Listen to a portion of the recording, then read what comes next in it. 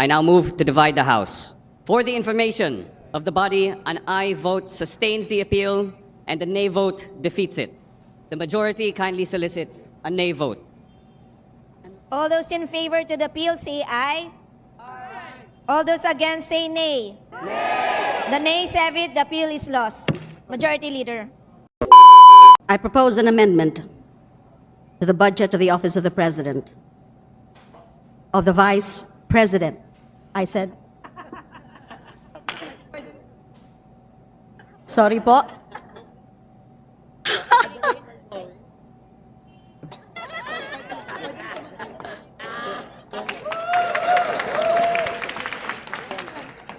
So icebreaker muna. Again, I propose an amendment to the budget of the Office of the Vice President in the form of a reduction from 889.24 million to its 2025 level of 733.2 million, representing a reduction of 156 million or 17.5%. This is found in House Gab Volume 1A, page 2, line 19. Madam Speaker, Madam Sponsor, may I briefly explain my proposed amendment? Every peso in this budget is the people's money. And when we demand accountability, we do so not out of hostility, but out of duty. Duty to the Constitution, duty to the people, and duty to the truth. Let me then again put this on record. VP Sara Duterte's repeated refusal to face this chamber is an insult. It spits on the duty of accountability. While she clings to millions in public funds, she refuses to explain. This is arrogance. Para tayong mga magulang na tinatabig at sinisigawan ng anak na tumatangging magpaliwanag kung saan napunta ang baon. Kahangalan ang magsabi na aksidente lamang ito o resulta ng pagkakamali. Malinaw na pangmamaliit ito sa Kongreso at sa taong bayan. Sa madaling salita po, paulit-ulit na tayong binabastos ng Vice Presidente. Congress holds the purse, and when a child squanders the family's money without answers, the remedy is clear. Bawasan ang baon hanggang matuto. Let me be clear. This reduction is discipline, not demolition.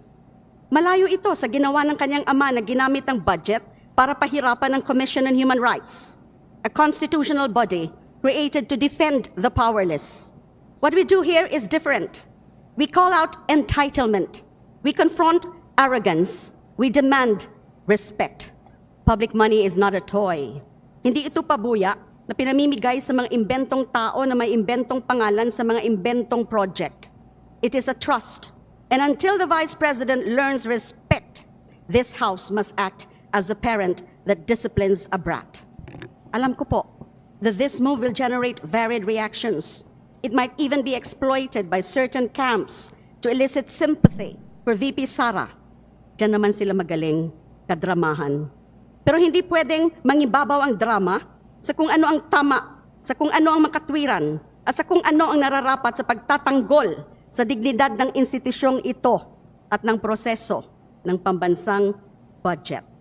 So Madam Speaker, Madam Sponsor, I respectfully but firmly propose the reduction of the budget of the Office of the President, Vice President, from 889.24 million to its 2025 level of 733.2 million. I so move. Maraming salamat po. Madam What Speaker, does the sponsor say?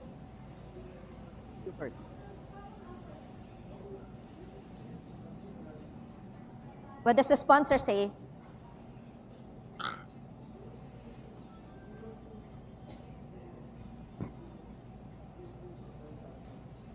Madam Speaker, I move to suspend. Session suspended.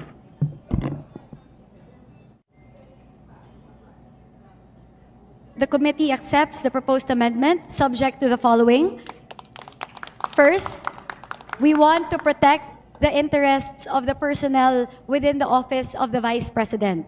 So given that the current proposal of the office of the Vice President reflects the salary increases of the said personnel in compliance with the salary standardization law, we will ensure that the personnel services will reflect that for the benefit of the employees of the Office of the Vice President. And second, we will also ensure that the final budget of the Office of the Vice President will be sufficient for the office to be able to perform its mandate. Sisiguraduhin po natin na hindi po maapektuhan ang pagganap ng Office of the Vice President sa tungkulin ng opisina sa kanilang budget para sa taong 2026. Salamat po. Hindi naman talaga po maapektuhan. Kasi- Majority Leader, what does the House say? I'm sorry. Sorry. Madam Speaker, I move to accept the proposed amendment. There's a motion to approve the proposed amendment. Is there any objection?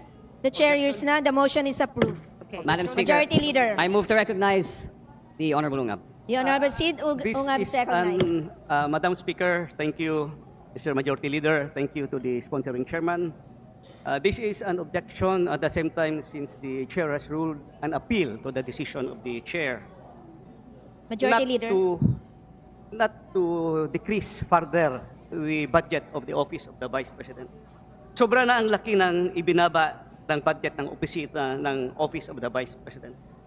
Despite the drastic reductions for Madam Speaker, Majority Leader. may we request that the Honorable Ungab stick to the motion to appeal the ruling of the sponsor rather than have an explanation. Yes, Madam Speaker. The budget of the OVP has been deducted 2 times already in 2024 and 2025, and another reduction in 2026 with really, I would say, cripple the office. Only 2/3 of the original budget has been left. So I would like to appeal the decision of the chair, Mr. Speaker. Majority Leader.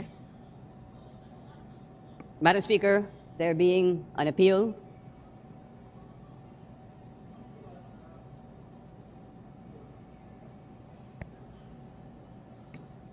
Madam Speaker, there is an appeal to the ruling of the chair to reject the proposed amendment. I now move to divide the House. For the information of the body, an aye vote sustains the appeal and the nay vote defeats it. The majority kindly solicits a nay vote. All those in favor to the appeal say aye. Aye. All those against say nay. Nay. The nays have it. The appeal is lost. Majority Leader. So, yan na nga po mga kababayan, no? Binawasan na po nila yung budget ng Office of the Vice President. So, ginawa nila po nilang 733.2 million mga kababayan. Same pa rin, no?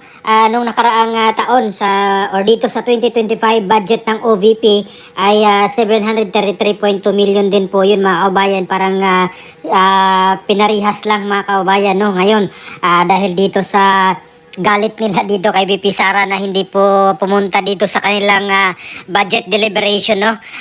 Dahil nagpunta nga po si VP Sara doon sa Cebu, doon sa Nalindulan, at ngayon ay nagpalakpakan pa mga kababayan, no? Ang saya-saya ng mga congressman na mga anti-Duterte na talaga namang inipit nila dito yung budget ng OVP. Kaya para po sa akin mga kababayan ay talaga namang namumulitika po talaga sila dito mga kababayan, no? At lalo na ngayon na meron namang napakalakas na lindol, no, ang tumama doon sa Davao Oriental mga kababayan.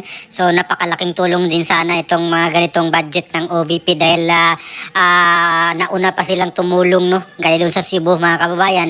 Ang bilis po nilang nag-mobilize ng kanilang mga tauhan doon sa OVP Cebu Satellite Office.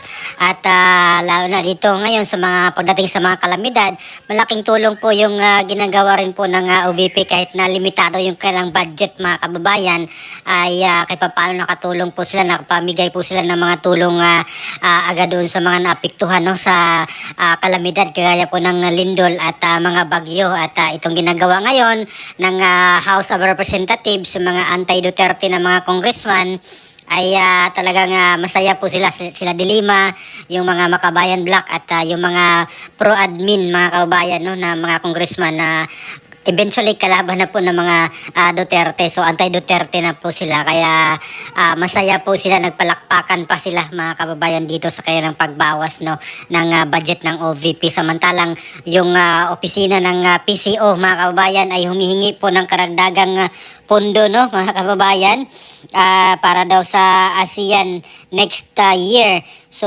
humihingi po sila ng karagdagang pondo na umaabot po ng bilyon mga kababayan yung kanilang hinihinging pondo mga kababayan. Kaya ito na po ang nangyari, itong mga opisina ng gobyerno na hindi naman ganun kalaki yung function ay talaga namang humihirit ng pondo mga kababayan. So itong budget ng PCO humihingi ng karagdagan 1.1 billion pesos. Ayan, grabe, ang laki ng pondo nila mga kababayan. At mas malaki pa nga po yung gastos ng electric bills at ng water bill ng House of Representatives sa buong taon, umabot ng 1 point something billion. At itong budget ng OVP ay pabawas na pabawas mga kababayan. So last year nga yung budget ng OVP ay ganito rin po yun mga kababayan, limitado talaga yung tulong na maibigay ng Office of the Vice President dahil nga po dito sa budget nilang binawasan ng husto ng Kongreso mga kababayan. At asahan na po natin to mga kababayan habang palapit ng palapit ang 2028 ay ganitong budget lang talaga ang ibibigay ng House of Representatives sa kanya dahil kung bibigyan nila ng malaking budget itong si Bibi Sara ay mas malaki pa yung kanyang mas marami pa siyang matulungan mga kababayan. At yun naman yung ayaw ng mga kabilang grupo, yung anti-Duterte na maka full blast na tulong itong si BP Sara para sa mga Pilipino dahil maitsapwera sila mga kabayan. Yung credit ng tao mapunta kay BP Sara, wala na doon sa kanila. So yan po yung sa aking dito mga kabayan, pag-analyze sa aking opinion na ginagawa nila yan. Asahan na natin yan from 2026 hanggang 2027. Hindi nila papayagan yan mga kabayan na mas mabango pa or mas lalong babango pa itong si BP Sara habang papalapit itong 2028 presidential election. So ano po masasabi nyo dito mga kababayan sa pagbawas ng budget ng Office of the Vice President 733.2 million na lang ang kailang budget sa 2026. Please comment down below. Maraming salamat. God bless po sa ating lahat.